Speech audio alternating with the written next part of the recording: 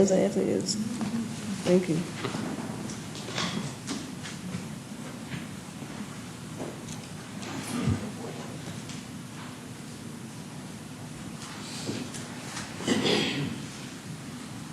I think that's the end of our public agenda. Mr. City Manager.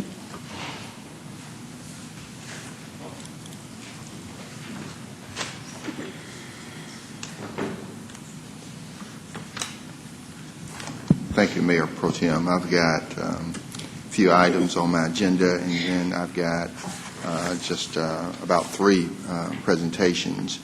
The first is legal services for risk management, and I'm asking for authorization to allow the risk manager and interim finance director, who's deputy city manager of finance planning and development now, to make payment for attorney's fees to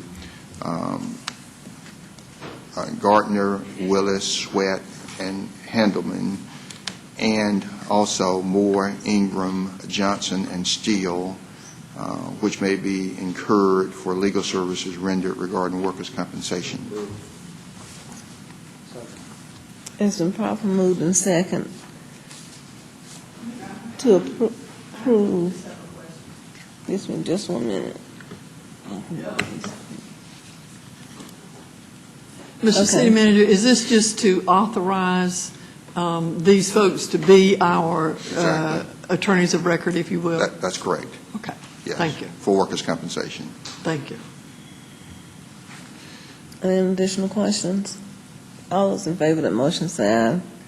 All opposed, nay. Passes. Approval is requested of the Columbus Fire EMS for strategic plan standard of cover that is updated annually. We're asking council approval, and the purpose of this document is to define the level of service based on a comprehensive study of the department's historical performance, community risk factors, and expectations, as well as existing and proposed deployment strategies. We've got a number of fire EMS officials here, but the strategic plan is used by the department to direct future needs and considerations. Also is a required document for their international accreditation, and so fire EMS is asking for approval on this item. It's been properly moved and second that we approve the fire EMS strategic plan standards of cover.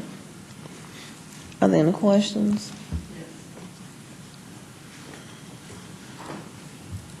Not necessarily a question, but I'm wondering if Chief Meyer has any comment that he would like to make on this report, if it's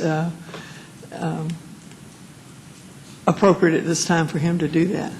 If you would like, there are no questions from council. Just real quick, the strategic action plan and the standard of cover are updated annually by the department, and we use it as our tool to guide us not only for this year but for the next 5 years. So we've got very specific goals within the document. Personnel within the department are assigned to those specific goals to work on those throughout the year. Quarterly, we review their progress and to identify, hey, have you reached the goal, or have you hit a brick wall, some roadblocks that we need to discuss to get around that so that we can reach the goal towards the end of the year. Some of those goals are long-lasting and continue out. Some of them don't have any monetary resources attached to them at all. Others do, which require even more long-range planning. So later on today in the purchase authorizations, you will see a request which has been part of that strategic plan for a number of years. So we think we have an excellent document. Matter of fact, the Georgia Public Safety Training Center uses our document to train other departments in the state of Georgia how to develop their strategic plan.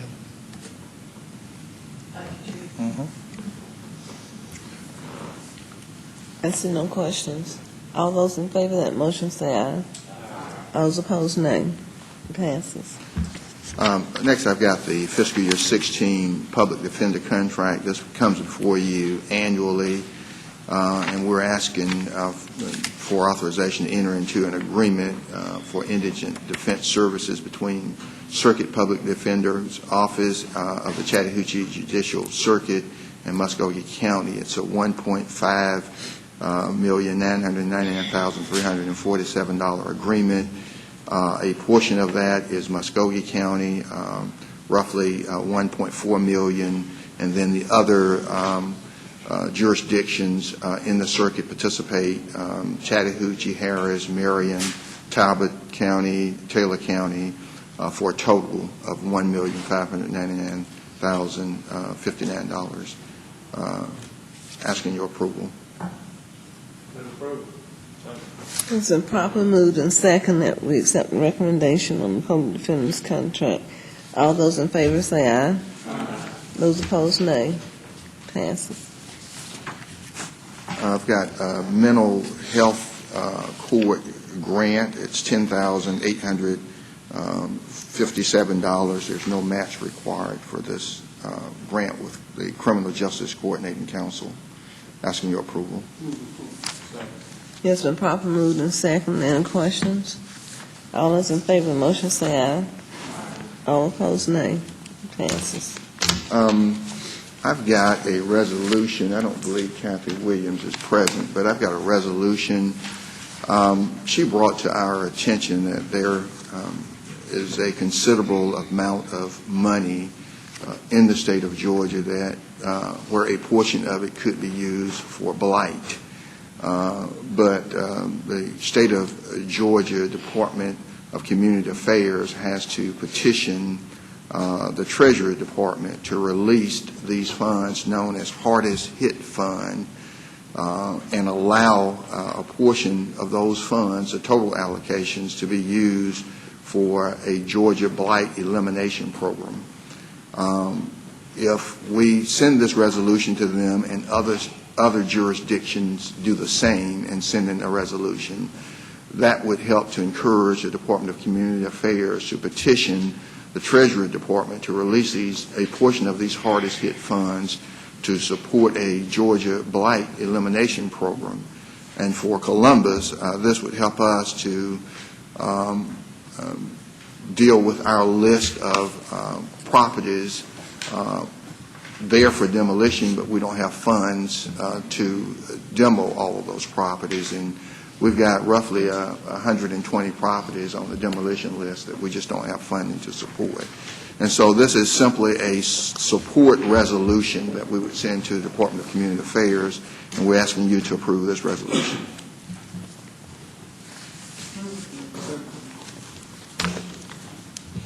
It has been properly moved and second. Council Huff. Mr. City Manager, based on approval of this and we receiving the funds, will we be able to adequately, fairly spread it around as far as our different districts, as far as the blight? If we receive the funds, of course, all of those properties come to you and you approve them, and then once they're approved and they're on the demo list, we turn it over to the demo contractor, and then they go through that list. They strategically try and, I think, get those in a particular area when they're in that area, but they move around, moving towards that entire list that we've given to them. We know all of them will be done, but I can't tell you their process of moving through that list. And even make sure if we're getting extra money, that everybody around the table has an equal opportunity to clear up some of the things. Well, and with that number of properties on the list, I mean, it could mean that if we got that money and it was all there, we might consider more than one demo contractor to get the job handled. Did you want to add something? I just wanted to add that the demolitions and the way the list is brought to council is in the order that they're received by us, and then they're prioritized based on public safety issues. So they're not necessarily in one part of the city versus the other, but there's a process that's gone through to make sure that the worst ones are done first, and then they move through the list.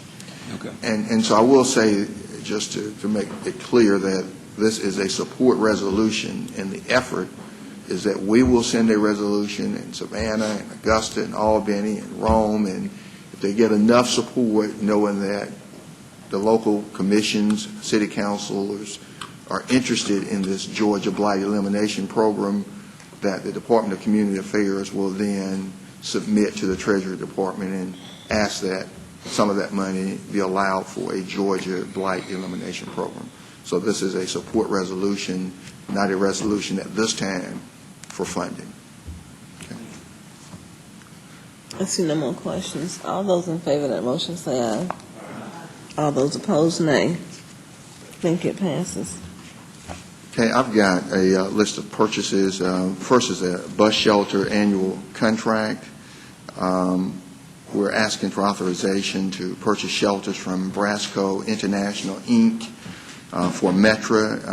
This is $50,000 for the purchase of 10 bus shelters, 8 feet by 8 feet by 5 depth, and then 5 8 feet high by 12 by 4.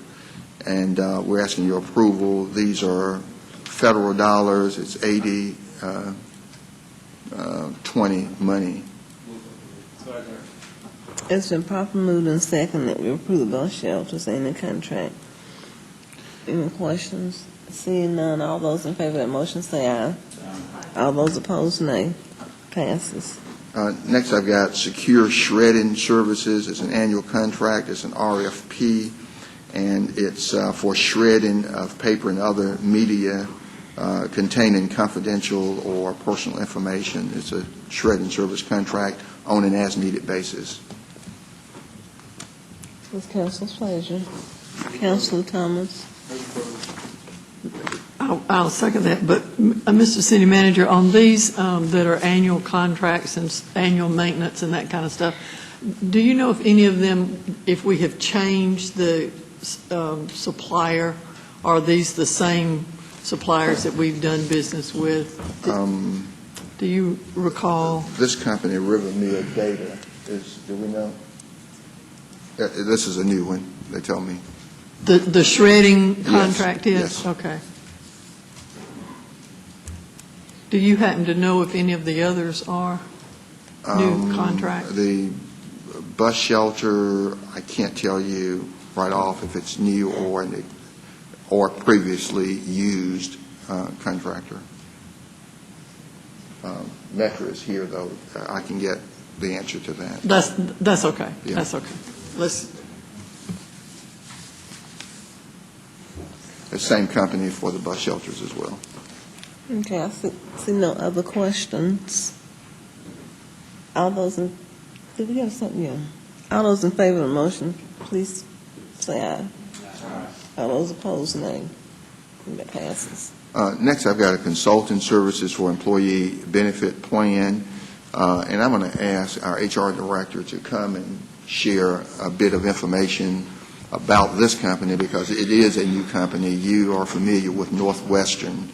For the last few years, we've used Northwestern, and so we went back out with an RFP, and the company that we are bringing to you today is Shaw Hankins, SHAW, Shaw Hankins, HANKINS, LLC, and so I'm going to ask the HR director to share a bit more information than what you have in your package regarding this company because this is truly a big decision for us when we change from one benefits manager to another, and so I do want her to share some additional information. Absolutely. Thank you, Mr. City Manager. As you said, the benefit consulting contract for benefits for the City of Columbus, that contract ended in May of this year. It has been a 5-year contract. We had 2 years with a Benalytics, and for the last 4 years, we've been contracted with Northwestern Benefit Services. Through the RFP process, another benefits consultant company was selected by the committee, and the top-ranked company was Shaw Hankins. And I want to just tell you just a little bit about them. They are a privately owned full-service benefits brokerage consulting firm. They're based out of Georgia. Their corporate office is located in Marietta, Georgia. Their CEO and president is Scott Hankins. I believe he's here today. They've been in business for the past 52 years. They are consultants for 60 public companies such as ourselves, and they also represent over 200 private employers throughout Georgia. They serve more than 50,000 employees, and they serve clients as large as Columbus Consolidated Government. Some of the services that they provide, and they are the services that we've been accustomed to for the past 5 years in terms of benefits and brokerage services. So they do provide that service. They provide placement services, client services, compliance, and regulatory support. They provide a call center, enrollment support, which we so need, technology services, and wellness services. Some of the public sector clients that they represent now include the City of Albany, Cobb County, Glenn County, the City of Marietta, Ware County, City of Cartersville, Douglas County, Monroe County, Polk County, and Forsyth County. And again, that's just a short list of the clients that they currently serve. Just another note in terms of why Shaw Hankins, their ability that they presented in the RFP, and from the references that we received when we contacted several of the companies, they all gave them very high marks in terms of their customer service and their ability to deliver and provide the type of client services that they expected. So we got very good positive references from them. In terms of why we selected, or why the committee selected Shaw Hankins, as it relates to their ability to develop a proprietary block of business. That's an important issue for us. The technology platform, we're very much excited about that they will bring to bear for us. When you're dealing with a very comprehensive healthcare plan such as ours, technology is such a very key and vital factor. Though servicing over 3,000 employees such as we have, the analytic tools that they bring to bear in terms of analyzing our claims, the index, I think that's going to be one of the huge things that we're going to see from them is the claims analysis and how they can bring forth things to us that we've not been able to take advantage of before. So we're really excited about the possibility of them coming and looking at our plan designs and helping us to move forward in the 21st century. As I said, healthcare is so complex, and all that we have to do in order to make sure that we're compliant with the Affordable Care Act, having a benefit consultant on board that really can move us forward is key, and we're just really excited about it. The actuarial services that they bring to bear, they can do some other things in assisting us with COBRA administration, where we do that in-house now. So it's an opportunity for us to get some more assistance with that. Open enrollment is a huge deal here, and our staff is very, very limited. We've got about 15 employees in the Human Resources Department, and only a handful of those are committed to our benefits section. So being able to manage our open enrollment process is very huge to us. So that was one of the things that they bring to bear, and we're looking forward to being able to work with them. Another key thing that Shaw Hankins bring is that they have worked with other agencies throughout the state of Georgia, and they've helped them bring online and operate 3 health and wellness centers. And we have one health and wellness center that you know that we've had some challenges with. And so they've got the experience as it relates to a health and wellness center. So we are real excited to see what they will be able to assist us with in moving our health and wellness center to the next stage. So these are some of the things that they, as to why the vendor, Shaw Hankins. And I'll answer any questions that I'm able to. John Redmond is here. He served on the committee. He'll be able to answer some of the questions as well, and Shaw Hankins is here, and they can respond to any questions as well. And Aretha, I'd like for you to introduce Shaw Hankins and Associates. Absolutely.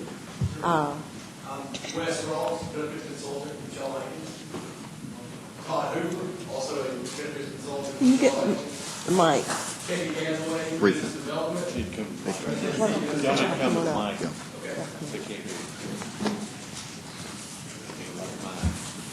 Yeah. Well, good morning, everyone. Thank you very much for having us. My name is Wes Ross. I'm a benefits consultant from Shaw Hankins. Todd Hooper, also a benefits consultant. Katie Gasaway from our business development, and Mr. Scott Hankins, president and CEO.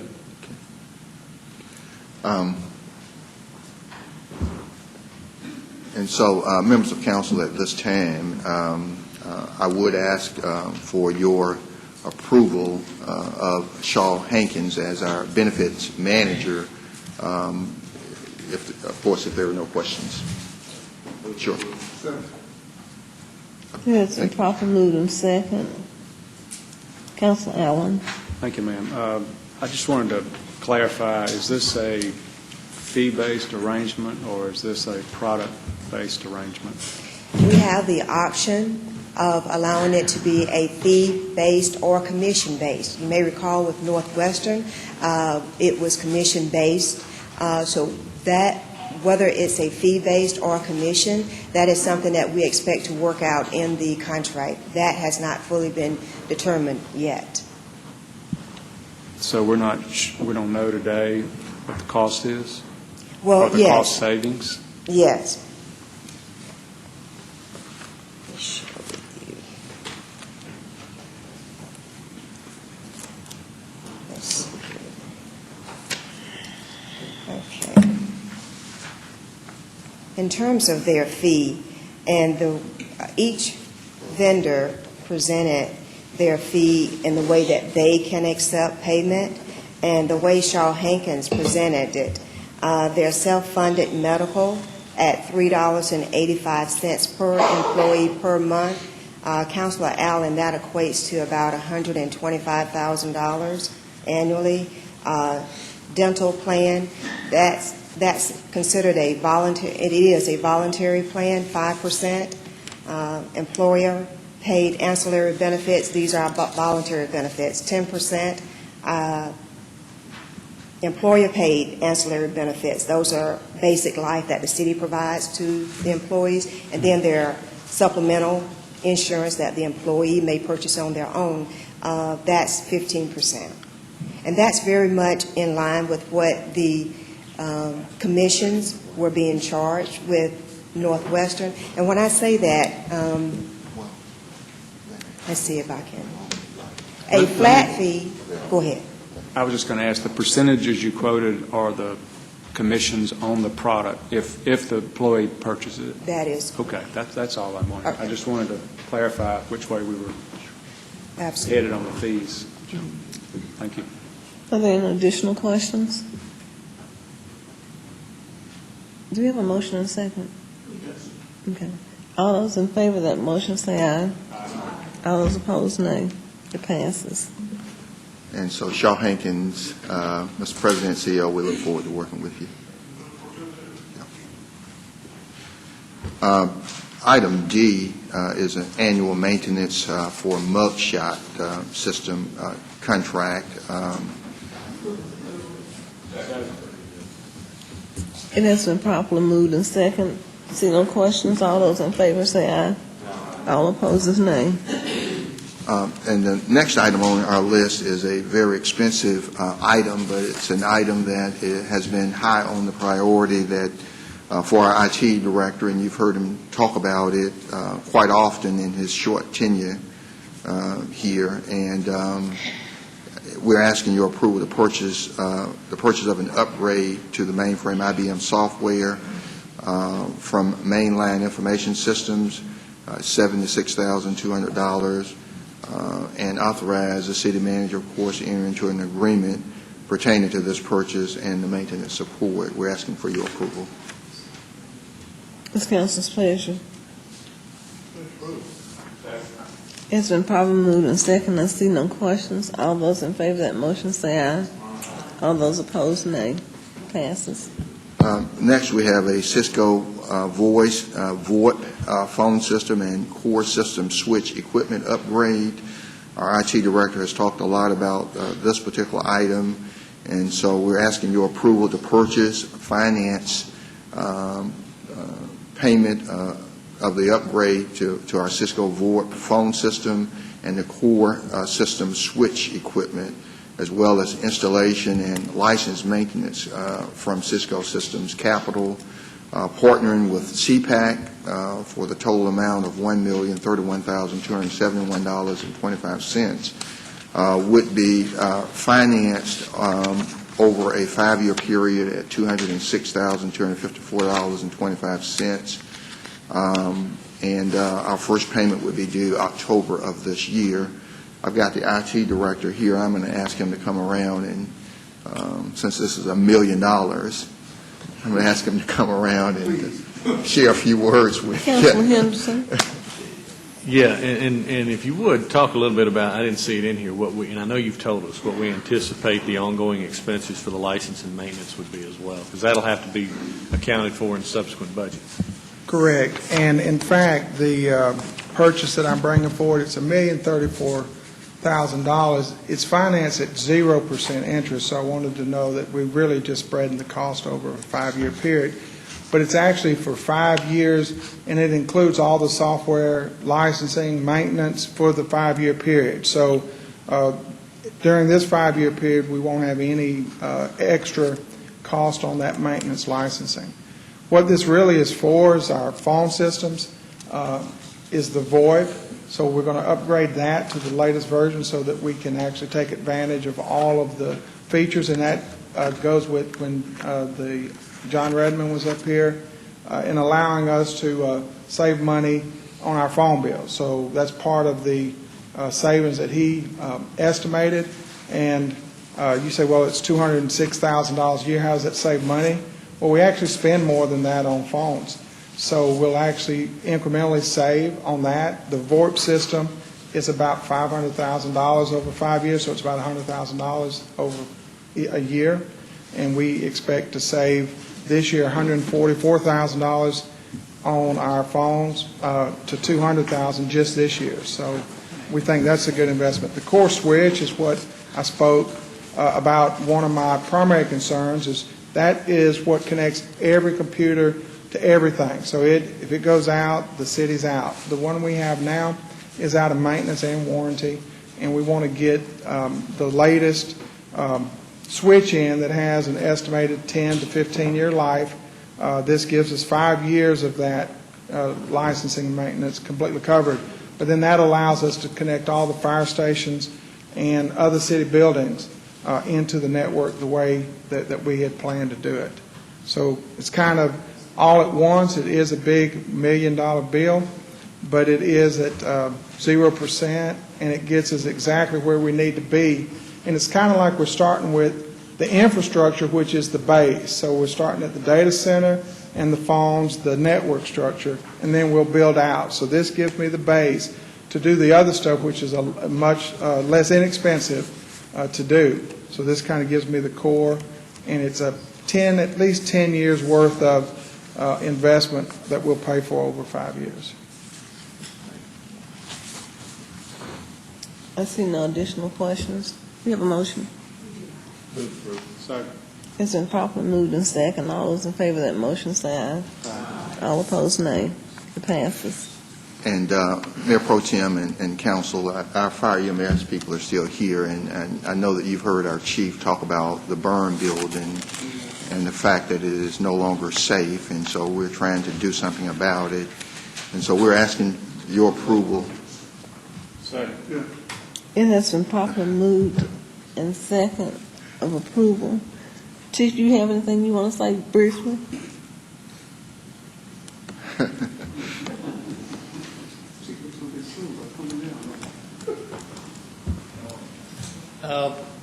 Just real briefly, thank you for in advance for considering our proposal in the purchase of the burn building and the burn props.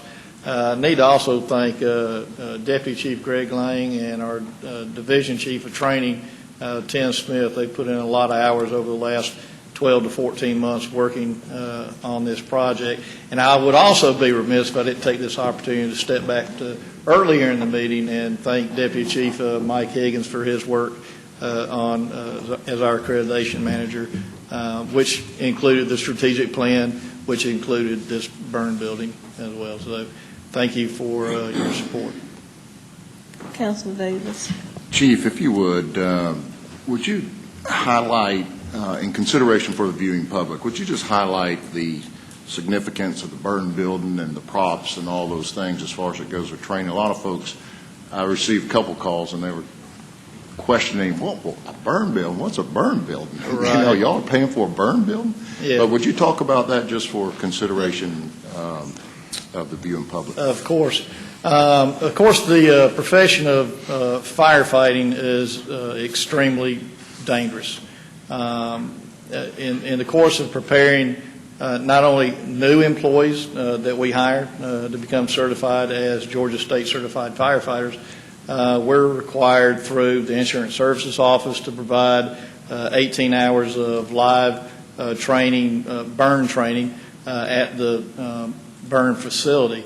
Of course, the facility we have right now is just unsafe, so that's why this request. So we want to make our training as realistic as possible. I'm sure you read in the paper here not too long ago, had a fire and one of our firefighters became dehydrated. Now that's part of that training. We try to get those folks in there and experience not only the smoke. I know you've probably everybody's seen the Ladder 49 movie, the Emergency 51, back in the day and all that. Well, that's all TV and movies. It doesn't really happen like that. It's hot, you can't see, and we need to prepare our employees for that, and we need to continue the training ongoing on an annual basis to prepare them in the event, or not in the event, when a fire does occur and they have to respond, so that they will be able to respond to that fire efficiently, effectively, and most importantly, safely, not only for themselves and their other teammates, their other employees, but also the citizens of Columbus. And really that's what's happening here, is that the old training facilities are basically inadequate to a point that it's very dangerous for these young firefighters learning to train in that type of environment. Correct. It's unsafe to train to burn in that building. The old building was designed to burn Class A materials, wood, and other type of materials. The new building will be using Class B materials, so we'll be using natural gas. Gives us the opportunity. We'll have a control station building off to the side that we can view what's going on. We'll have thermal imagers in there. We see employees that are having a problem through a training exercise. We can hit the easy button like you see on the commercial, and it'll cut the gas off and open up the vents, turn on the fans, and get the heat out of there. So it greatly increases the safety for our employees. And it's our thought that this building's going to last much longer than the other building that we've been using if it's used properly over the years. Chief, thank you. I think it's real important. Sometimes, we don't see what goes on behind the scenes. We just see our firefighters and public safety personnel in action, but actually, they got to get to a point where they know what they're doing, and that's the only way, is doing it behind the scenes in the training. So we appreciate that. Appreciate the staff and all they do in protecting our city. Thank you. And you brought up something interesting. It's going to probably be in our next strategic plan. We're going to look at the opportunities to start don't know what we're going to call it yet, a citizen fire academy that we can bring in, the citizens, our elected officials and other leaders of the city to see exactly what we do. I think eyes are going to be opened, and it's just going to help teach and train folks to know what our capabilities are, what we can do. I appreciate that. Thank you. Thank you, Chief. No more questions. Thank you, Chief. I take that back. Councilor Thomas? No, I'm good. Okay. It has been properly moved in second. All those in favor of that motion say aye. All those opposed, nay. Burn building passes. Mayor Pro Tem, I've got three presentations. The first, I'm going to ask the Deputy City Manager Hodge to introduce the Nature Conservancy group, and then we're going to talk about garbage collection and swimming pools. Good morning. I'd like to introduce Michelle Elmore. She's with the Nature Conservancy. We've been working, actually my predecessor had been working with them along with Dr. Worsley and some other city folks related to what we're calling the Kendall Creek Tract, and I'll let her kind of walk through that. It's 817 acres in the Panhandle area. We've briefed Councilor Allen on this particular project. This property is owned by the Nature Conservancy, and there's a lot of options and opportunities for that particular piece of property, and I wanted her to at least address council. We're having some public hearings and public meetings so that you're aware of this piece of property and the opportunities that are available to us. I have some handouts. What's the best way to get these to you all? Pass this around. Thank you. Good morning. Good morning. My name is Michelle Elmore. I work for the Nature Conservancy. The Nature Conservancy is a non-governmental organization. It's a 501c3 charitable organization and has been working across the globe for more than 60 years, working in all 50 states in the United States and over 35 countries, working on land conservation. And we've been working in the Columbus area for over 20 years. So there's some very special places in this region. And we've been working very hard to do conservation, and we have a very strong partnership with Fort Benning Military Installation and have helped them with numerous projects over the years, helping them with natural resources management. Most notably, we're focused on conservation of longleaf pine ecosystem, which was a native ecosystem for this region. And so our project's called the Chattahoochee Fall Line Project, and I am the program director for that project based out of Columbus. So I really appreciate the opportunity to update you on some of our conservation projects and opportunity to work with the City of Columbus on what Pam described as the Kendall Creek Project. It's a collaboration among the Nature Conservancy, Fort Benning, and the City of Columbus. We're in the very early stages of exploring some ideas for a particular tract of land in the eastern half of Muskogee County to provide potential recreational opportunities, additional recreation opportunities for the citizens of Columbus. The handouts that I have provided give a synopsis of the project. The Kendall Creek tract is about 117 acres. It's a conservation tract currently owned by the Nature Conservancy, and it is part of Fort Benning's Army Compatible Use Buffer Program.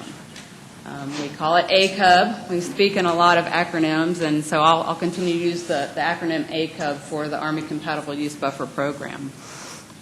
The ACUB program is a land conservation program with the objectives to maximize military readiness through buffering Fort Benning and the military mission from incompatible development, as well as protecting conservation values of the land.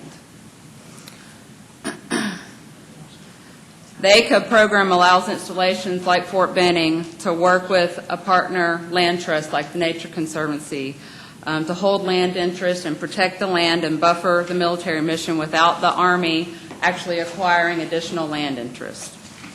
And so the Nature Conservancy and Fort Benning have mutual interest in conserving the natural resources and cultural history of the Columbus region. Some of those conservation values are outlined on the handout. Again, most notably is conservation of a longleaf pine forest and ecosystem that is fire adapted. So we're doing a lot of restoration work in the area. In this particular tract, we've already engaged in some restoration activities towards that objective, which can provide habitat for native plants and wildlife. We want to maintain and restore habitats supporting the recovery of rare species, threatened and endangered species such as the red cockaded woodpecker and relic trillium.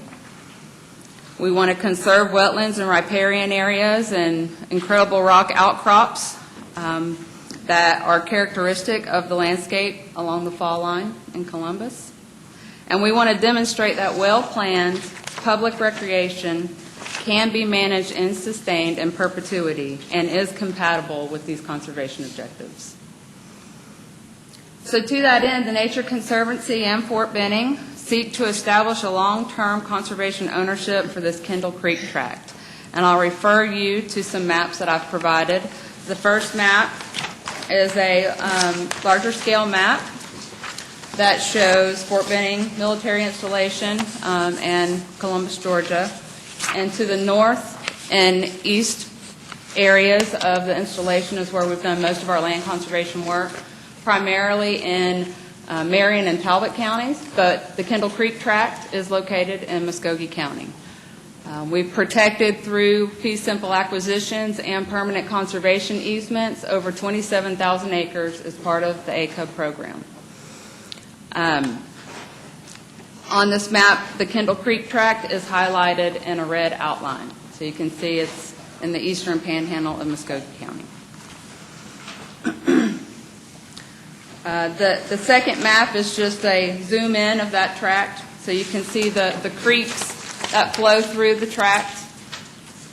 Kendall Creek is a significant creek, Tar River, which I have a hard time calling that a river, but that's its name, and Cox Creek.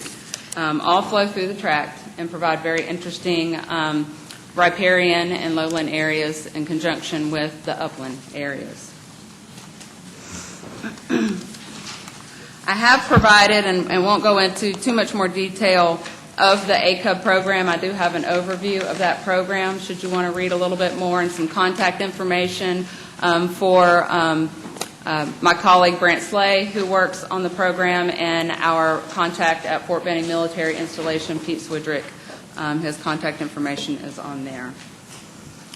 So these 27,000 acres that we've protected, the Nature Conservancy and Fort Benning have great interest in providing additional value to the Columbus region.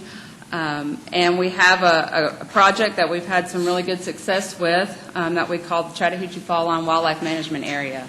I'm just curious if any of you have heard of this new wildlife management area that's been established in Marion and Talbot counties. So it's almost exactly a year ago. We worked with the state of Georgia to fundraise for the project. And there were collective objectives to protect the conservation values there and the desire to bring additional recreational opportunities to the region was the interest of Georgia Department of Natural Resources and the governor and the commissioner. We established this wildlife management area where we sold some property of the ACUB program to the state of Georgia, and lots of details behind that transaction, but we've now have an 11,000-acre wildlife management area in which the Georgia DNR facilitates public access for recreation and hunting. And it is the first public access land for Marion County. And we've been working closely with those counties, promoting this opportunity for those communities. That WMA has had great success in its first year. And is proving to support the conservation values while providing these large-scale recreation opportunities. So as Pam mentioned, we've been discussing over time the opportunity for the Kendall Creek tract in its close proximity to the Columbus metropolitan area to have a similar opportunity here. So again, we're just exploring ideas of where our mutual interests may overlap and determine if there's a similar partnership that can happen with the city of Columbus. And we also believe that given the type of land management and restoration work that we are implementing on the property provides a unique opportunity for the citizens to engage and learn about land management, learn about restoration, learn about our natural ecosystems and the cultural history that go along with that natural history. So a great education opportunity as well. So what I wanted to update you all on is that the partners, the Nature Conservancy, Fort Benning, and the city have been collaborating and exploring ideas. And we had a grand opportunity come to us early in the calendar year with Auburn University. Their master's level landscape architecture studio. We're seeking a project for the students to learn how to develop conceptual drawings. And so they're working with us, and they picked up our project to help the partners conceptualize some of our ideas. So the students have been interviewing the stakeholders, getting information of the various organizations' interest, and earlier this month on July 8th, they brought their drawings over to the Solomon Road Rec Center, and we had some pointed outreach to the community, trying to get some of the public to come in and view the drawings and give us some feedback on what they would like or would not like to see in the area. And that went off very well, and we're going to have a second viewing. And so the very last page in my handout here is a flyer for July 20th, which is Monday, where the students will bring their drawings back with some revisions based on the feedback the partners and the public gave them. And we'll have another opportunity to view those drawings. And so it's a really quick timeline for the Auburn students. They'll be wrapping up at the end of the summer. And us as the partners, TNC, the city, and Fort Benning, will have these drawings in which we can continue our discussions and decide if it's still a good idea to move forward, and we can outline the next steps from that point. But at this point, no, it's non-committal at this point, just an opportunity to explore some unique ideas for recreation, new recreation opportunities for the city of Columbus. So I'm happy to answer any questions that you may have, and I'm available offline as well to speak on behalf of the project. I don't see no questions at this time. Hey, we wanted to just make sure that council and the viewing public know what is going on as they schedule these public meetings and are inviting people in, that you would know what this is about. So we really want to thank you for coming Thank with you. us today. All right. And on behalf of the council and the viewing public, we appreciate you all letting us know. Well, thank you. Thank you. Thank you.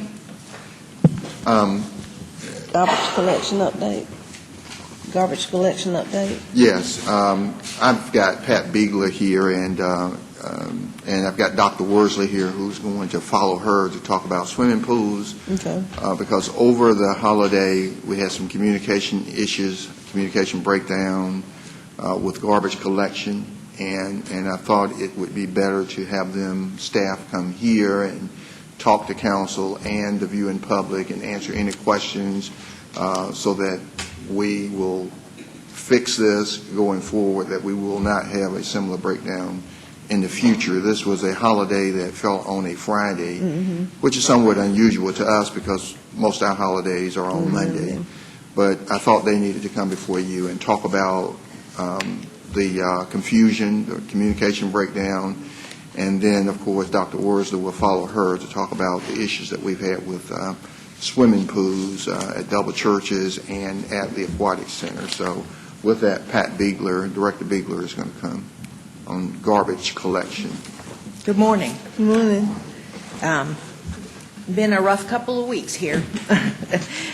First of all, I'd like to apologize to the public for all the confusion. Whether it was my fault or otherwise, the fact is that we failed in getting that information to them. Having a Monday holiday, we're used to. We have a certain pattern we followed.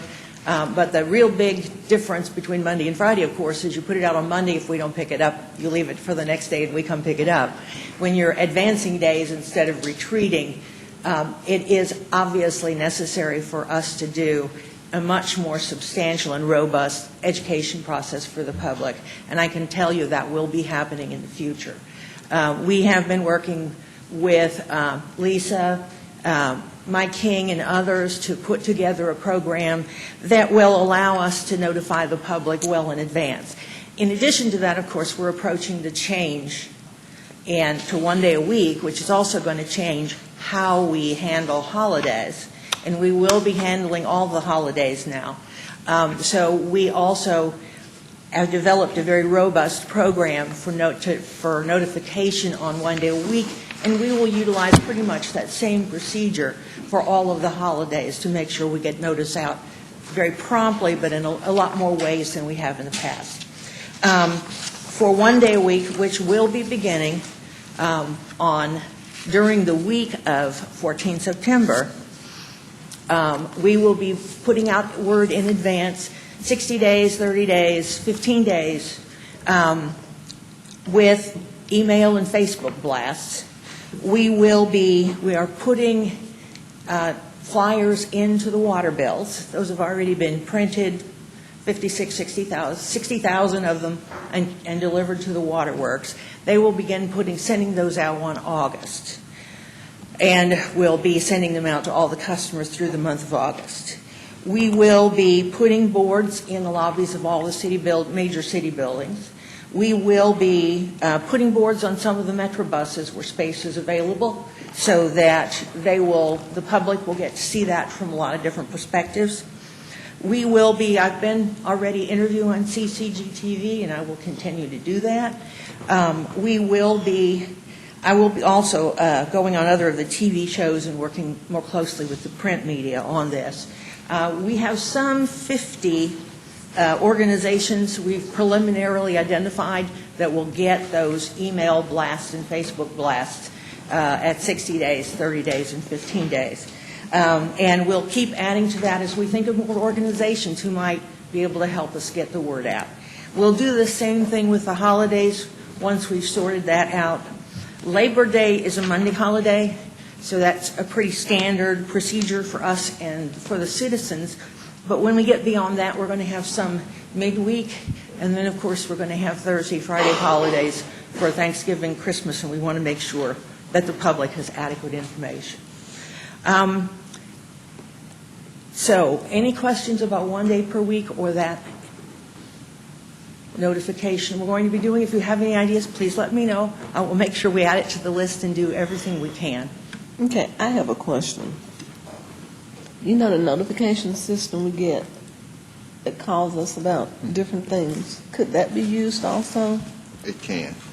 So Yes. that if we have, like, the issue that came up with where we changed the date to the day before normal garbage pickup, if we can call those specific areas and let them know that garbage pickup is going to be on a certain date. We can do an all-call to every household where we have that their contact information and leave that message. I know some people don't like getting those messages, but we can certainly use that system to call every household. Okay. I would appreciate it, in my district at least.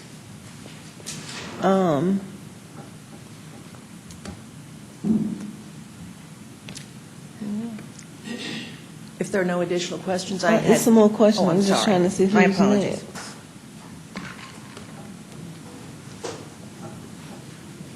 Counselor, who might just came on? Counselor Allen. Thank you, Mayor. I had one person who asked to me, it was a valid question. We had the little snafu last week, and this prompted his call, and he said, since we're going to once a week, is there a way that you can make sure everybody's garbage is picked up at least once a week, even with the holidays? And I know it's going to be hard, but I don't think anyone should go 2 weeks without. Yeah, and I certainly agree with that. I think, even with a holiday during the course of that week, every household should get once a week pickup. Right. Yes, So and we are building that into our holiday plan. Okay. Yeah. Yes, definitely. As long as we're working towards it, that's Yes. fine. We are working toward that, and we'll be publishing a list of the holidays and how we're going to handle each one very soon. Okay. Because we agree. And since this is all going to be new, we'll make sure we get plenty of word out there to the public. And I think, Mayor Pro Tem, back to you, I think once we could do the all-call, for 2 or 3 times to get people accustomed to, if there's a Monday holiday or a Friday holiday, that's the day. And then we may not necessarily have to do them every time, but give them 2 or 3 calls on those different holidays. Right, and I was just referring to those exceptional situations like the one we had. Sure. Councilor Thomas? Ms. Bigler, I have already had someone ask me about their Christmas pickup because Christmas is on Thursday and our holiday is on Friday. And, so as soon as you can let us know what your plan is for both Thanksgiving and Christmas, which are both Thursday, Friday holidays, I'm serious. I have had someone already ask me what am I going to do about their garbage? So. What I can assure you of is that we will be picking up that week, and everyone will get picked up, and we will be getting you the information and the full layout for the rest of the holidays very shortly. And one of the things that you may want to explore on the getting the word out, particularly on when we're going to start the once a week, I know that occasionally some of the billboard companies in town have empty billboards, and they are willing to donate that space for, public service announcement kinds of things. And I don't know if there are any available right now, but you may want to check it out and see if there's, particularly to remind people when the once a week is going to start. We'll look into that. Thank you. Councilor Davis? Thank you, Mayor Pro Tem. Ms. Bigler, good to see you today. Thank you. Could you possibly do a little summary maybe that we can cut and paste, send it to all the council members, and that way we can send it out, just what needs to be said from the timeline standpoint, what you just stated. We can send it out and get it out in an effort to try to help and assist and let folks know what's going on. If you could do that and just send it to all the council members. I think some of us can use it, maybe others might not be able to use it, but I think that would help. It would help me. The other thing I want to just thank you for looking at some of the additional needs, being willing to meet some of the additional needs of the citizens, especially during the holidays. I think they'll really appreciate that, and just wanted to thank you for the department for looking at accommodating those extra needs during the holidays. Thank you. You're welcome. I see no more questions. I have 2 other very short topics related to this. Okay. I've had a lot of requests for carts. I'm still getting those. We are very eager to get as many out as we can. However, as you know, and I've told you, we got a budget for 2,500. We're pretty close to out of those we purchased in 15. There are no more 65-gallon carts and very few of the 95-gallon carts. So we're starting to accumulate names on the waiting list. We just placed the order right after the first of the fiscal year when funds became available. So our new carts will be here in about 90 days, at which time we will start delivering again to those who are on the waiting list. And it is still first come, first serve.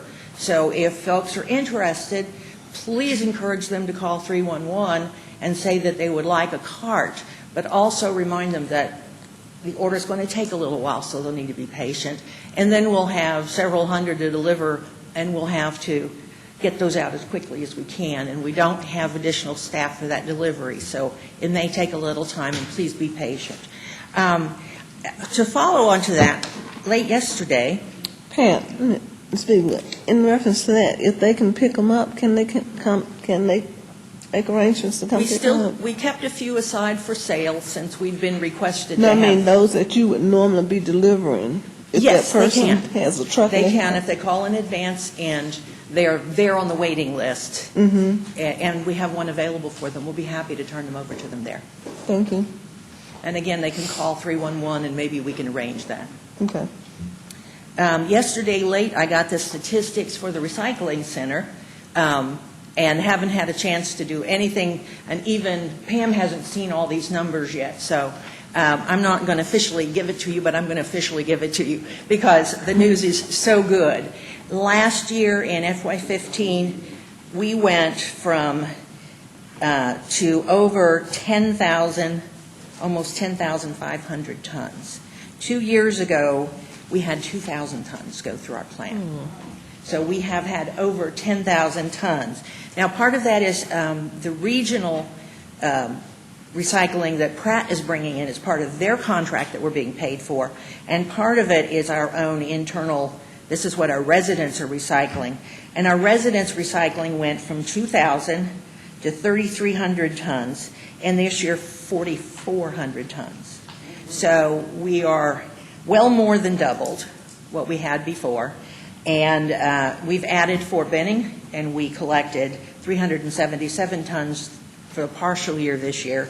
Pratt brought in 5,600 tons for a total of 10,458 tons through our plant. That's resulted, prices are down, and it's a volatile market, but that still resulted in revenues of over $660,000. 2 years ago, we brought in